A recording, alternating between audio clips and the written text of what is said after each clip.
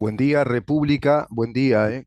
Espero que te encuentres bien, buen día a todas las repúblicas del continente.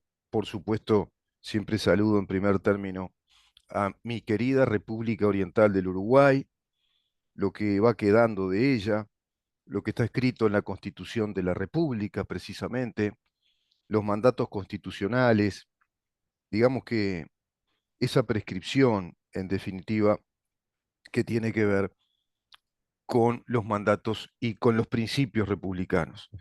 Estaba leyendo distintos artículos, se me complicó un poquito ahora acá, Damián, cómo hace estas jugarretas, ¿no? Las conectividades que hay, el loguear las cosas. De pronto yo ahora quería abrir un artículo en mi celular publicado en la mañana de hoy, que está vinculado al tema del Estado y la economía. Quería un poco analizar eso en esta primera parte del programa.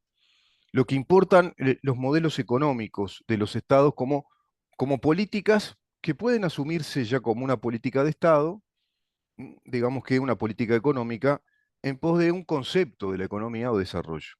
Tenemos que entender que la economía es esa ciencia y también podemos decir que es el arte de calcular, de analizar costos, beneficios, desarrollos económicos, proyecciones económicas y también, digamos que, estructuras del mercado. El mercado de la competencia, el mercado de las competencias. El mercado puede ser más libre, menos libre, abierto a competitividad o no.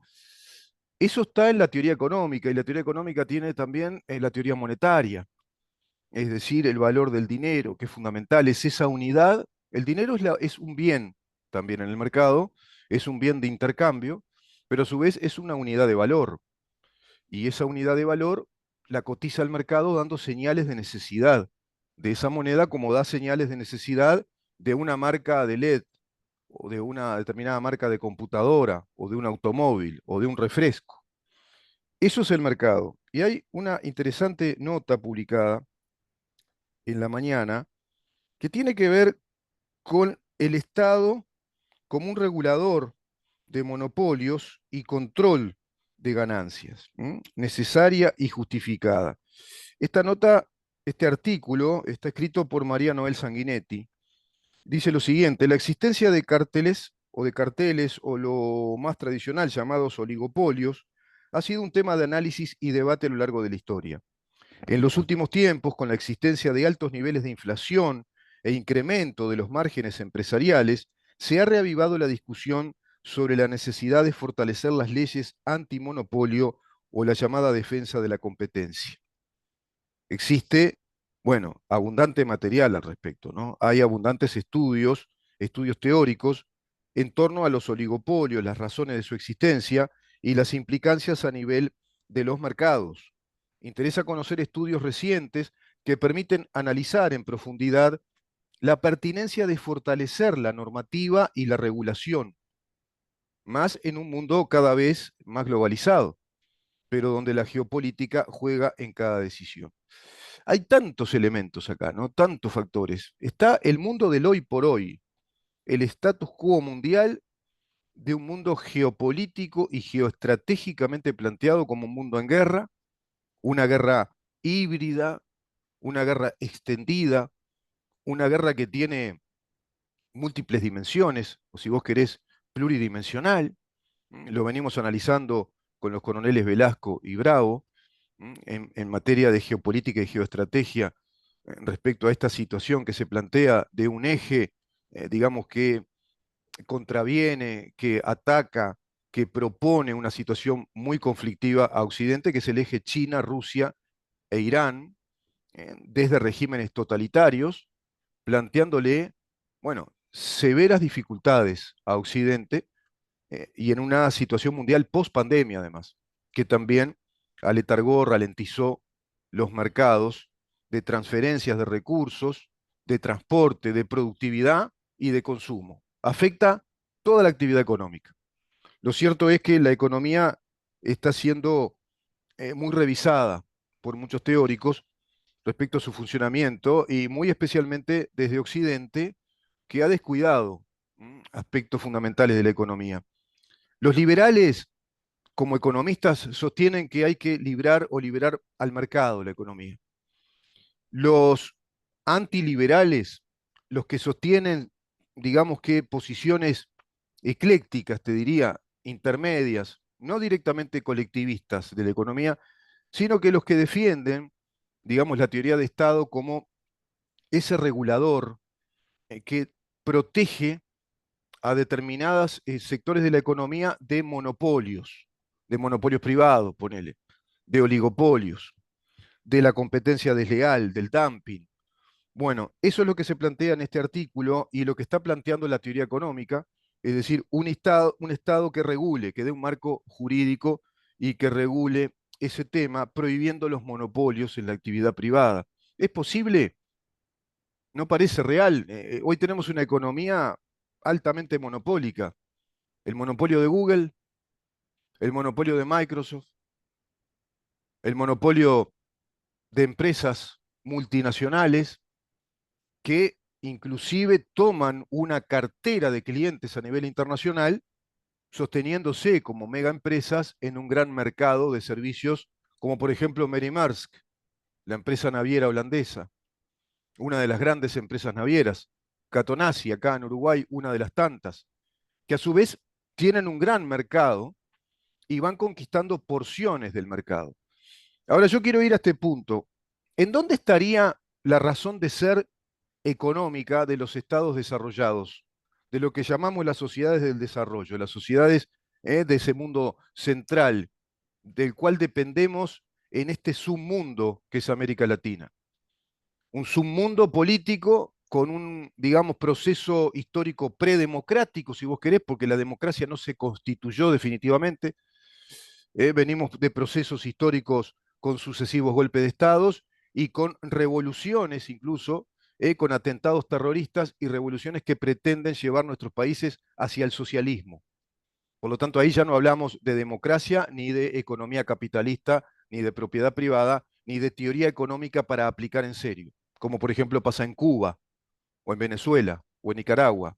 Y ahora el desastre, ya la hecatombe, que genera mucho debate, muy, muy rico el debate en Argentina, a raíz precisamente de esa situación de una economía devastada por un modelo antieconómico, pero prebendario y económicamente beneficioso para las clases del poder que sostienen la prédica socialista como un modelo a seguir para organizar nuestra sociedad. ¿Qué tema, eh? ¿Qué tema que no se debate, por ejemplo, en nuestro país?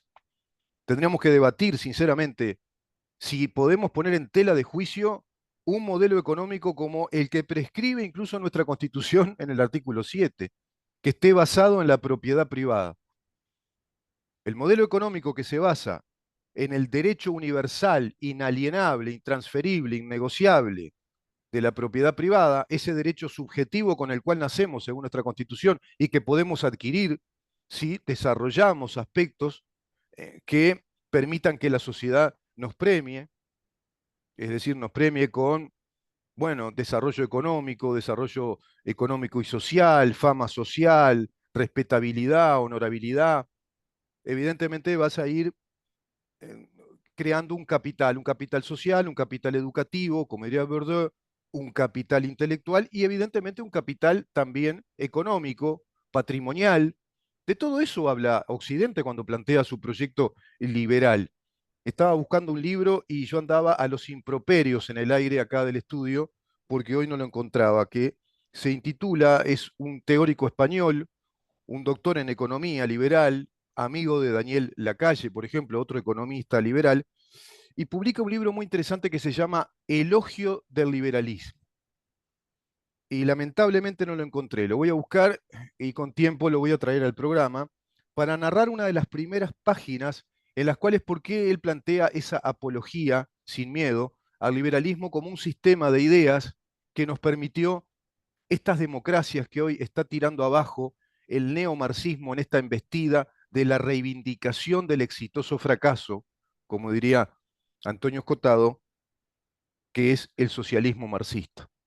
Esa reivindicación tosuda, contumaz, de llevarnos a la conducta tribal, a la conducta clánica, grupal, de sentirnos identificados con un mega estado que nos va a dar, que nos va a distribuir, sin razonar siquiera que esa distribución proviene de la producción de riquezas, bueno, nos está impidiendo entrar en estos debates serios, técnicos, como para ir pensando un estado de desarrollo. ¿En dónde está la razón del desarrollo económico? En la industrialización no alcanza con el concepto de industrializar. En los modelos de industrialización es un poquito más avanzado. Eh, ¿Cómo industrializar? Tampoco. Es todo eso un modelo industrial, económico, productivo, sistemas de productividad, aventajados sistemas de producción, pero para producir un bien o un producto que tenga un valor agregado y que a su vez sea un producto único, universalizado a nivel mundial en esta era global. Ejemplos, Volkswagen. Ejemplos, celulares Samsung. Ejemplos, Mary Maersk, que recién te dije. Es decir, son productos únicos, exportables universalmente como lo es el dólar, por ejemplo. Esos productos únicos son los que permiten el desarrollo económico de esas naciones, de esos países, porque son productos que nacen, originalmente son de ese país, Samsung, Corea del Sur, Mary Maersk, Holanda, por ejemplo, Volkswagen, Alemania, por dar ejemplos, ¿no? Tiene un montón. El famoso refresco que todos tomamos, que tomamos menos agua, y no porque esté salada ahora, sino que se toma más ese refresco, como dice el doctor Zubia, que el agua. Bueno, esos productos, y si vos le vas sumando otros que tengan ese valor agregado, es decir, es un producto único, está manufacturado, es un producto que se hace necesario en el mercado y tiene características únicas y las requiere el mercado, no solo local, sino ya universal, o por lo menos regional. Eso permite ingresos, muchos ingresos de divisas, permite además que se movilice toda una cadena económica. ¿Qué es una cadena económica? Bueno, por ejemplo, para hacer un auto Volkswagen se están moviendo cadenas económicas como fábricas que hacen las llantas, otros que hacen los dispositivos electrónicos, otras fábricas que hacen los tapizados, y de pronto son de distintos países y son distintas industrias. Los dispositivos electrónicos son de tal, los dispositivos, las llantas son de otro lado, los LEDs que usan esos autos o los camiones o las camionetas, lo que fuere, son de tal industria. Los dispositivos, los microchips de esos dispositivos electrónicos son de otra. El cableado del auto lo hace otra fábrica en tal lugar. A eso se le llama cadena económica. Ese encadenamiento, como las cadenas de la bicicleta, ¿viste? Ese encadenamiento, si cierra, si es completa, desarrolla un ciclo completo de la economía que permite también un ciclo completo de actividades económicas, vale decir, fuentes de trabajo, actividades laborales sustentables, niveles salariales, mercados conquistados, balanza comercial, una tasa exportadora determinada, un nivel de exportación, ingreso de divisas y así sucesivamente. Imagínate que también lo hagas con la industria turística, que el turismo sea, como por ejemplo el turismo en Italia, en Francia, en España, tienen ese valor agregado de ser un turismo diseñado, planificado, con, bueno, un capital histórico, cultural, universalmente destacable, porque además es único e irrepetible, como ir a ver el Coliseo Romano, como acercarse a la Torre Eiffel, etcétera. Bueno, todo eso hace a la economía. Esa es la economía. Y ese es el tema que hay que tratar. Y me parecía interesante destacar esta nota de María Noel Sanguinetti, publicada en el diario La Mañana, miércoles 10 de mayo, el diario de la fecha de hoy, y plantea temas interesantes en cuanto a un Estado que piense estas cosas. Sobre todo Uruguay, que, como se muestra Sanguinetti, preocupada por la regulación de los monopolios de la actividad privada, tendría que preocuparse de los monopolios públicos, ¿no? Tenemos un Estado monopólico y tenemos un Estado, como decíamos ayer, que ha implantado hace mucho tiempo un modelo monopólico de negociaciones colectivas, que es corporativista. Son tres grandes corporaciones que negocian en las cúpulas todos los temas vinculados a esto que estoy hablando, ¿no? El PICNT, esa Federación Corporativa del Partido Comunista de Uruguay. Qué increíble, ¿no? Que el Partido Comunista de Uruguay esté negociando economía con nuestro gobierno y con las empresas. Qué paradoja. El partido que quiere derribar, que quiere tirar abajo el sistema burgués de los capitales y del capital privado, ¿verdad? De la competencia, es el sistema de pensamiento político y la ideología del Estado que socialice todos los medios de producción, el Estado que gobierne tu vida, el Estado tutor, el Estado empleador, y ya tiene un componente fuerte Uruguay de socialismo, incrustado, instalado en su ADN. Bueno, ahí tenemos graves problemas monopólicos. Eso que quiso también corregir y mucho un gran estadista uruguayo, evidentemente, seguramente fue el mejor estadista de los últimos tiempos y de un pensamiento y de un perfil aquilatadamente liberal como lo fue el doctor Jorge Valle, a quien tanto atacaron, pero que gracias a Jorge Valle tenemos la desmonopolización de Antel y planteaba desmonopolizar ANCAP, porque no tiene sentido, porque el monopolio ahoga la actividad de competencia en el mercado y esa actividad de competencia abarata los costos del producto y extiende el consumo, permite más consumo, que la cadena del consumo, que es el otro aspecto fundamental de la economía, se reactive. Pues de pronto tenés varias fuentes de trabajo para producir combustible, tenés distintas empresas que compiten en el mercado, tenés fuentes de trabajo, tenés buen nivel de productividad, tenés un buen producto que no afecte al parque automotor en todo sentido, y tenés también una competencia en cuanto a costo-beneficio, en cuanto a calidad de producto y precio. Eso planteaba Jorge Valle.